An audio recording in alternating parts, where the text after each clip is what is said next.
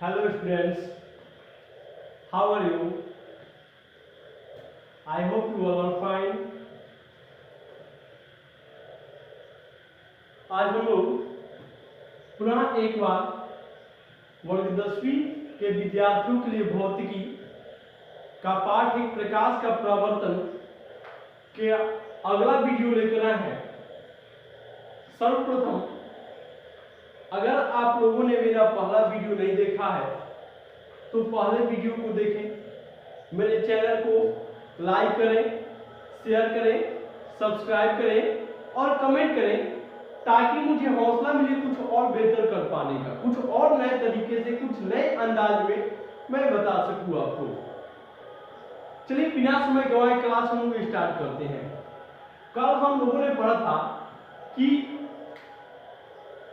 अवतल दर्पण और उत्तल दर्पण के विषय में। कल हम लोगों ने ये पढ़ा था, ठीक है।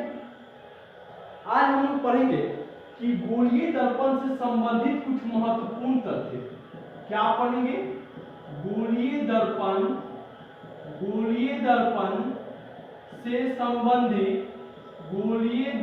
से संबंधित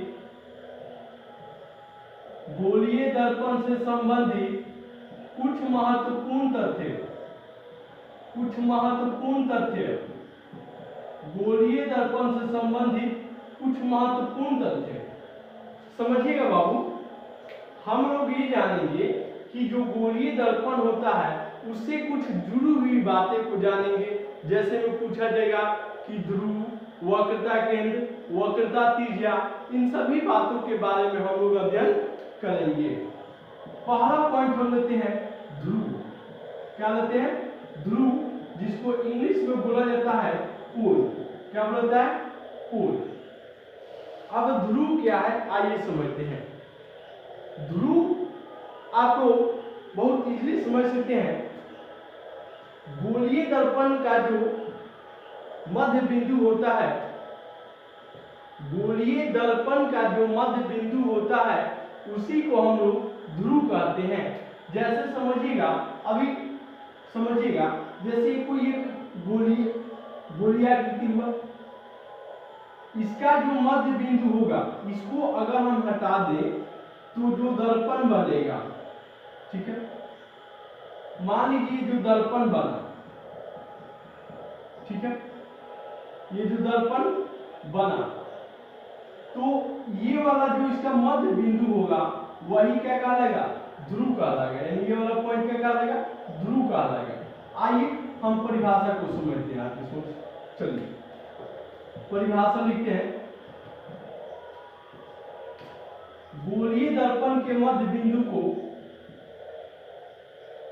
गोलीय दर्पण के मध्य बिंदु को गोलीय दर्पण के मध्य बिंदु को गोलीय दर्पण के मध्य बिंदु को गोलीय दर्पण के मध्य बिंदु को दर्पण का ध्रुव कहते हैं। दर्पण का ध्रुव कहते हैं। ये इजली आसानी भाषा में हम आप लोग को आसान तरीके से लिखवा रहे हैं ताकि जिसे आप लोग एक बार पढ़ ले तो उसे आप लोग को आसानी से समझ सके, ठीक है। अब ये तो हम लोग जान लिया कि गोलीय दर्पण के मध्य बिंदु को दर्पण का ध्रुव कहते हैं। अब इसको सूचित कैसे किया है तो इस बात को भी जान लेते हैं कि गोलीय दर्पण के ध्रुव को गोलीय दर्पण के ध्रुव को गोलीय दर्पण के ध्रुव को गोलीय दर्पण के ध्रुव को गोलीय दर्पण के ध्रुव को P से सूचित किया जाता है। गोलीय दर्पण के ध्रुव को P से सूचित किया जाता है। P से सूचित किया जाता है। अब जैसे ले लीजिए हमने कोई दर्पण लिया दर्पण, हमने इस साइड को कलर कर दिया, इस साइड को हमने कलर कर दिया। अब यहां से सपोज कीजिए ये वाला एक लाइन, तो ये जो दर्पण का जो मध्य बिंदु है इसी को हम क्या कहते हैं? ध्रुव कहते हैं। इसी को क्या कहते हैं? ध्रुव। और ध्रुव को किससे सूचित कहते हैं? P से। एक बार रिपीट कीजिएगा आप लोग, गोलीय दर्पण के मध्य बिंदु को दर्पण का ध्रुव कहते हैं, इसे P से सूचित किया जाता है। आप इसके एक और फिगर ले सकते हैं इसको समझने के लिए। अब ये फिगर हम अपोजिट कर देते हैं, ये फिगर ले सकते हैं आप लोग। तो ये भी मध्य बिंदु हुआ, यानी ये वाला पॉइंट क्या हुआ, मध्य बिंदु। चलिए आप लोग स्क्रीनशॉट ले सकते हैं। क्लास अच्छा लगे तो हमें एक लाइक तो बनता है, क्योंकि अगर आप लोग एक लाइक भी हमको नहीं देंगे बाबू तो कैसे हमको हौसला मिलेगा, मैं कैसे जानूंगा कि मैं आप लोगों को अच्छा एक्सप्लेनेशन कर पा रहा हूँ। तो एक लाइक बनता है, एक शेयर भी बनता है, एक सब्सक्राइब और एक कमेंट भी बनता है। हाँ, एक इम्पोर्टेंट बात, कुछ लोग कमेंट कर, कुछ विद्यार्थी जो थे वो कमेंट करके मेरा नंबर मांग रहे थे कि सर आप अपना नंबर भेजिए, तो उनके लिए मैं नंबर बता देता हूँ। मेरा नंबर है 7739 40 30 14। ये मेरा पर्सनल नंबर है जो आप लोगों के बीच शेयर कर रहा हूँ। वैसे विद्यार्थियों के लिए जिनको मेरे नंबर का जरूरत था, जो लोग मुझसे मिलना चाहते थे, ये मेरा नंबर आप लोग नोट कर लीजिए। वो विद्यार्थी जरूर हमें देखेंगे इस वीडियो में, और उनको बहुत बहुत धन्यवाद, आप सभी को धन्यवाद जो आप लोगों ने हमारे साथ जुड़ा। अब चलते हैं हम लोग वक्रता केंद्र। वक्रता केंद्र समझिएगा, वक्रता केंद्र समझना है बाबू। गोलीय दर्पण जिस खोखले गोले कांच का भाग होता है, गोलीय दर्पण जिस खोखले गोले कांच का भाग होता है, उस दर्पण के केंद्र को ही उस दर्पण का वक्रता केंद्र कहते हैं। फिर से, गोलीय दर्पण जिस खोखले गोले कांच का भाग होता है, उस गोले के केंद्र को ही दर्पण का वक्रता केंद्र कहते हैं। सपोज कीजिए ये कोई गोलीय दर्पण, गोलीय कोई आकृति है, इसका केंद्र क्या हुआ, ये हुआ। अब इसको मिटा देते हैं, इस दर्पण, अब इसे हम एक दर्पण बनाते हैं। तो दर्पण हमने बना दिया, तो ये जो केंद्र हुआ इसी को हम क्या बोलेंगे, वक्रता केंद्र। और ये तो ध्रुव आप लोग ऑलरेडी जानते ही हैं बाबू, जानते हैं ना। तो यहां से आप लोग समझ सकते हैं। चलिए यहां तक आप लोग को कोई दिक्कत नहीं होती है। अब चलिए हम आप लोगों को फॉर्मूला परिभाषा लिख देते हैं। गोलीय दर्पण, गोलीय दर्पण, गोलीय दर्पण जिस खोखले गोले कांच का भाग होता है, जिस खोखले गोले कांच का भाग होता है, जिस खोखले गोले कांच का भाग होता है, जिस खोखले गोले कांच का भाग होता है, भाग होता है, उस दर्पण के केंद्र को ही, उस दर्पण के केंद्र को ही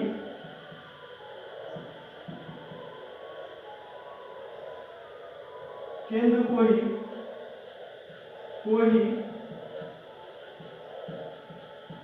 उस गोलीय दर्पण का, उस गोलीय दर्पण का, उस गोलीय दर्पण का, गोलीय दर्पण जिस खोखले गोले कांच का भाग होता है, उस गोले के गोलीय दर्पण, सॉरी यहाँ गोला लीजिए बाबू, उस गोले के, उस गोले के गोलीय दर्पण जिस खोखले गोले कांच का भाग होता है, उस गोले के केंद्र को ही उस दर्पण का, उस दर्पण का, उस दर्पण का वक्रता केंद्र कहते हैं, वक्रता केंद्र कहते हैं।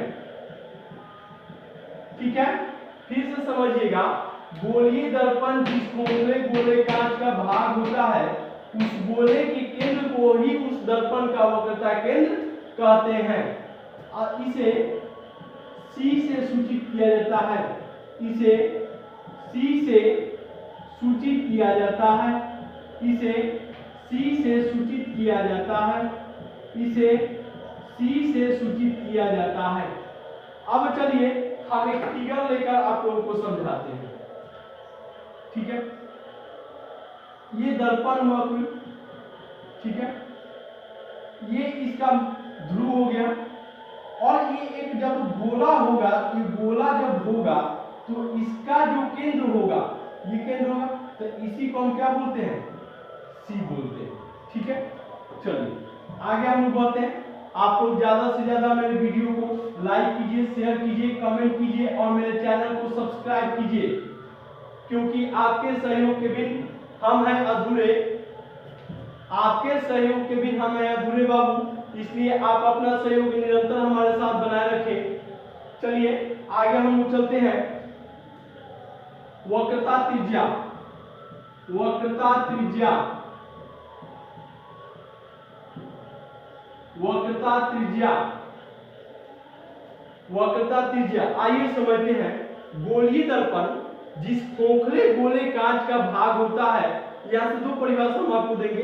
गोलीय दर्पण जिस खोखले गोले कांच का भाग होता है, उस गोले की त्रिज्या को ही उस दर्पण का वक्रता त्रिज्या कहते हैं। अथवा में आप ये कह सकते हैं कि गोलीय दर्पण के ध्रुव, गोलीय दर्पण के ध्रुव और गोलीय दर्पण के ध्रुव और वक्रता केंद्र के बीच की दूरी को उस दर्पण का वक्रता त्रिज्या कहते हैं। चलिए समझिएगा। गोलीय दर्पण के ध्रुव, गोलीय दर्पण के ध्रुव, गोलीय दर्पण के ध्रुव और वक्रता केंद्र और वक्रता केंद्र के बीच के दूरी को, के बीच के दूरी को गोलीय दर्पण के ध्रुव और वक्रता केंद्र के बीच के दूरी को उस दर्पण का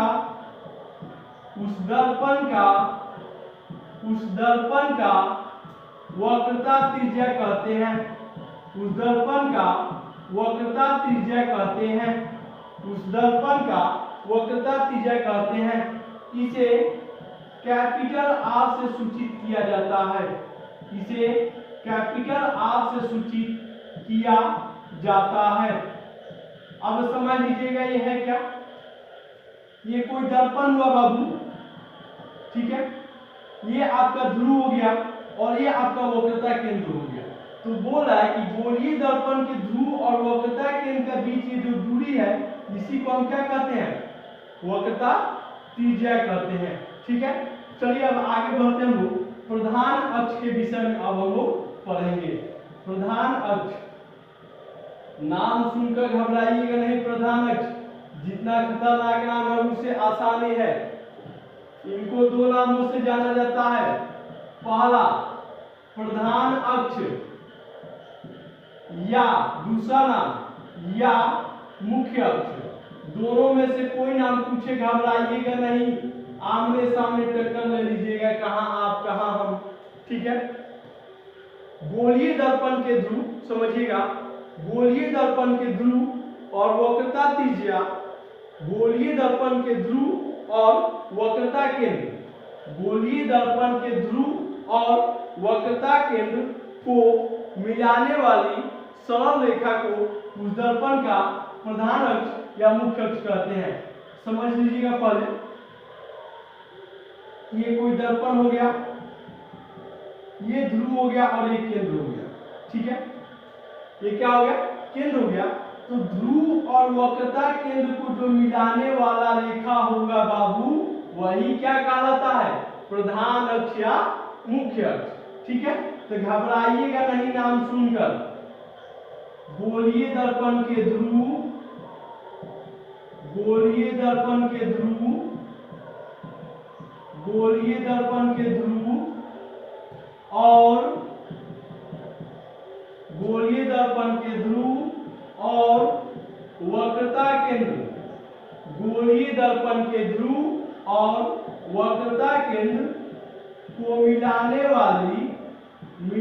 वाली रेखा को गोलीय दर्पण के ध्रुव, फिर से समझिएगा, गोलीय दर्पण के ध्रुव और वक्रता केंद्र को मिलाने वाली, वक्रता केंद्र को मिलाने वाली रेखा को दर्पण का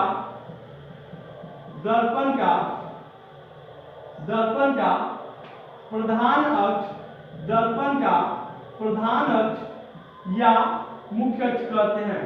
प्रधान अक्ष या मुख्य अक्ष कहते हैं, मुख्य अक्ष कहते हैं। ठीक है, फिर से आप लोग को हम समझा देते हैं। ये कोई दर्पण हुआ बाबू, ओके, ये कोई दर्पण हुआ, इसका ये ध्रुव हो गया मान लीजिए, और ये गोलीय दर्पण का केंद्र ये हो गया। तो ये जो रेखा को हमने मिलाया, यानी ध्रुव को वक्रता केंद्र से जो मिलाया, उसी सरल रेखा को हम क्या कहते हैं? प्रधान अक्ष या मुख्य अक्ष कहते हैं। अब चलिए गोलीय दर्पण का मुख्य फोकस के विषय में पढ़ते हैं। स्क्रीनशॉट आप लोग ले लीजिएगा या लिखते चलिएगा, ओके। और वीडियो को लाइक कीजिए, शेयर कीजिए, कमेंट कीजिए, ओके। अब चलिए गोलीय दर्पण का मुख्य फोकस, गोलीय दर्पण का मुख्य फोकस, गोलीय दर्पण का मुख्य फोकस, गोलीय दर्पण का मुख्य फोकस, गोलीय दर्पण का मुख्य फोकस। समझिएगा, ये इतना बड़ा नाम गोलीय दर्पण का मुख्य फोकस, कुछ नहीं है, थोड़ा सा हम चेक कर ले कि आपको कुछ क्लियरली दिखाई दे रहा है या नहीं दिखाई दे रहा है। ठीक है, चलिए घबराने की बात नहीं है, आप लोगों को क्लियर दिखाई दे रहा है। समझिएगा, गोलीय दर्पण के प्रधान अक्ष के समानांतर आपतित किरणें, गोलीय दर्पण के प्रधान अक्ष, गोलीय दर्पण के प्रधान अक्ष के समानांतर आपतित किरणें, गोलीय दर्पण के प्रधान अक्ष के समानांतर आपतित किरणें, आपतित किरणें दर्पण से परावर्तन के बाद, आपतित किरणें दर्पण से परावर्तन के बाद, दर्पण से परावर्तन के बाद, दर्पण से परावर्तन के बाद, परावर्तन के बाद प्रधान अक्ष को, प्रधान अक्ष को जिस बिंदु पर, प्रधान अक्ष को जिस बिंदु पर काटती है या काटती हुई प्रतीत होती है, या काटती हुई प्रतीत होती है, प्रतीत होती है, प्रतीत होती है, उस बिंदु को ही, उस, फिर से समझिएगा, गोलीय दर्पण के प्रधान अक्ष के समानांतर आपतित किरणें दर्पण से परावर्तन के बाद प्रधान अक्ष को जिस बिंदु पर काटती है या काटती हुई प्रतीत होती है, उस बिंदु को ही, उस दर्पण का, उस बिंदु को ही, उस दर्पण का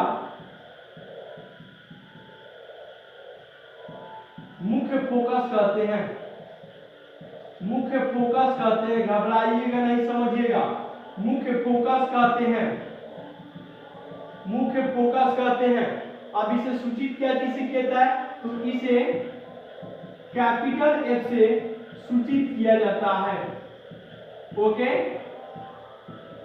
सूचित किया जाता है।